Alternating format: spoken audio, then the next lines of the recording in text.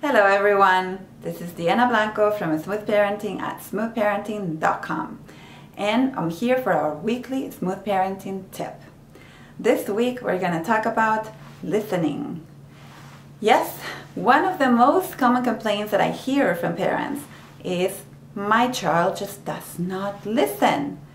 So if you are in the same boat, like if you feel like you're always repeating yourself and your child is not listening to you, you have to say the same thing over and over again, this is the video for you.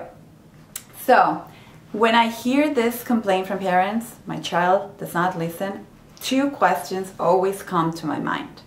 The first one is, what do you mean by listening? And this might be a weird question to ask, but it's a very important one. What do you mean when you say your child does not listen? And is it a synonym of obeying? Is it a synonym of he just has to do what I tell him to do when I tell him to do that? Is that listening for you? For your child to just drop anything he's doing and do what you demand? So if that's your definition, if that's what you're thinking when you say my child does not listen, then your issue is not really about your child's listening skills. It's about obeying and complying. So it's about compliance. And I believe in parenting with love and respect. I don't think obedience actually fits into that definition. And I don't expect my daughters to do as I say, when I say it, without saying anything. That's not an expectation that I have. And I always tell parents, obedience is never an issue. Excuse me, disobedience is never an issue if obedience is not a goal. And I don't think obedience should be a parenting goal. And I'm going to tell you why. As Alfie Kohn pointed out in his book, Unconditional Love, and if you haven't read it, you should. It's an amazing book. So he mentions that when he talks to parents and asks parents, okay, what is your long-term goal or goals for your child as he grows up? And everyone says, I want my child to be independent. I want my child to be confident. I want my child to be healthy and happy and accomplished and being able to make his own decisions. And nobody says, I want to have a child that grows up into an adult that is obedient. So if we don't want our child to grow up as an obedient adult or as a very compliant adult, we shouldn't require that from him when he's a child. Just basic common sense.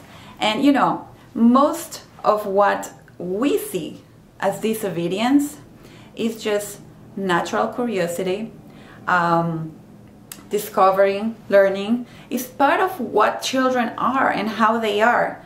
So if we change the lenses of how we see our child behavior, we probably won't see as much disobedience as we see right now.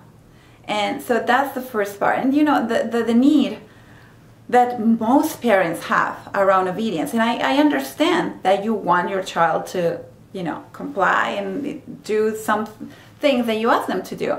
But the need usually comes from fear. Fear, first of all, that your child, if you don't force him to obey what you say, he's going to grow up into a rebellious, sociopath, anarchic adult. Or your fear is that their peers are not going to understand him because, or other families or your friends are not going to understand why you're not requiring your child to listen to what you're saying. Because let's face it, for most adults, still an obedient kid is a good kid. If someone tells you, oh, this kid is great, it's probably because he's very obedient, very compliant, and doesn't give you a hard time most of the time. And the third fear factor is around their teacher, the teachers. You fear that they're going to have issues at school if you don't force them to listen to you at home, because most teachers are not used to or open for children to engage in discussions or questions what they are saying. So your need for compliance and blind obedience usually comes from fear. And it's an unfounded fear. There's no study that proves this. To the contrary, forcing children into blind obedience has terrible consequences. They might grow up to not be able to make any decisions, to always rely on an adult or their parents or, to help them make a decision. They won't value their own opinion because always somebody else's opinion is more important. And that opens up a whole door of abuse, being bullied, not standing up for themselves, not being confident in themselves, a whole, range of things that I don't think any of you want for your child now or when he becomes an adult. So, with this, I don't want you to think that I am advocating for permissive parenting. I'm not saying that children should do whatever they do, whenever they do, no limits. I'm not advocating that. I do think children need empathetic limits. I do feel that. But I think children should be brought up in a mutual relationship of respect and love. And the same way you wouldn't expect your spouse, I hope you wouldn't expect your spouse or your friends to do what you say, whenever you say it, drop whatever they do and do it, you shouldn't expect your child to do that either. So the first thing that I want you to think about when you complain about my child does not listen, is like, am I really complaining about listening, or am I requiring compliance? And do I want to have compliance as a goal, as a parenting goal? Do I want my child to be obedient with all the implications that has now and in the future? Okay, so that's the first question. The second question is, how well do you listen to your children? And the reason why I'm asking this when someone tells me my child doesn't listen is because children are amazing at modeling what we do. So if you're not great at listening to your child, obviously your child is not going to be great at listening to you. So their listening skills are usually a direct reflection of our listening skills. So how do you usually respond when your child talks to you? How do you do it? You are modeling for him. So how well do you do it?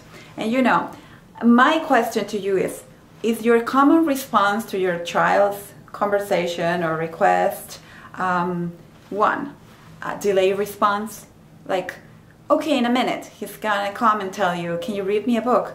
Sure, in a minute, let me finish this. And you might or may not read the book. It doesn't necessarily mean that you're not gonna read the book, but if your response 90% of the time is in a minute, then you should expect your child to respond to you every time you ask something, in a minute, mom, or let me finish this, okay? So is that a common response? Or do you do a casual nod and but you're really not plugged in with what your child is telling you? If you do that, you should expect the same thing from your child. Are you just ignoring? I was raised in a culture where children were seen but not heard. So are you doing that to your child? Is he talking to you and you continue talking to somebody else or doing whatever you're doing and you just don't engage? If that's what you're doing, you should expect the same thing from your child. And when you talk to him, he's gonna make it like he's listening to rain. He's not gonna pay attention. Or maybe when you're listening to your child, you just go into lecture mode. So your child tells you a little bit of the story. For example, Mommy, this morning I went to the school and Miss Claudia asked me to use my indoor voice. And the story was going to be, and I did it, and then at the end of the day she said I behaved very nicely, and it could have been something great that she was going to tell you, but at the minute she was mid-story and said something about inside voice, you went into a rampage of, I told you many times that you need to use, and yada yada yada, and you go into lecture mode. So you never hear the end of the conversation. You interrupt your child to nag. And so if you're doing that, just expect your child to do the same thing. Whenever you're starting a conversation or trying to ask him to do something nicely, he will go on a defense and try to argue and try to complain and try to whine. So if that's what you're seeing in your child, reflect and think, am I doing the same thing or not? And the last but not least is having frequent commands. Like your child is trying to tell you a story, and instead of just focusing on the story, focusing on what your child is trying to communicate, you're constantly interrupting. And interruption doesn't really have to be verbal. Like your child is telling you a story about something that happened in school, and I see moms just, you know, fixing their daughter's hair, or just pulling the shirt down, or just, let me clean this face. You know, you're basically interrupting the story and disregarding what your child is trying to tell you and lessening the importance of what they're trying to share with you. So if you're doing that, I would encourage you to stop. So my advice is to always focus on yourself as a parent.